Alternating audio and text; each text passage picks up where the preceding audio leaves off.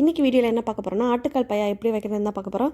சவுதியில் winter season start ஆகிடுச்சு. எனக்கு என் ஹஸ்பண்டுக்கு கோல்டு ஸ்டாப்பே ஆகவே இல்லை. அதான் என் ஹஸ்பண்ட் ஆட்டுக்கால் வாங்கிட்டு வரேன், வீட்டில் வச்சு சாப்பிட்லாம் அப்படின்னு சொல்லியிருந்தாங்க.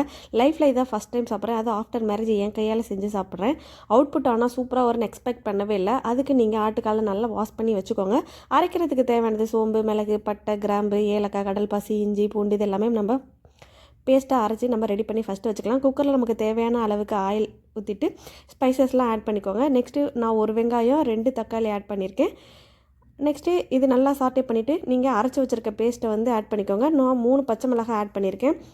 சால்ட்டு, மஞ்சத்தூள், மிளகாத்தூள், கரம் மசாலா, மல்லித்தூள், பெப்பர் தூள் இதெல்லாம் ஆட் பண்ணிவிட்டு ஆட்டுக்காலில் சேர்த்துருங்க. வாட்டர் ஆட் பண்ணிவிட்டு நான் ஒரு 10 to 15 விசிலுமே வச்சு எடுத்துக்கிட்டு சூப்பராக ஆட்டுக்கால் பாயா ரெடி ஆயிடுச்சு.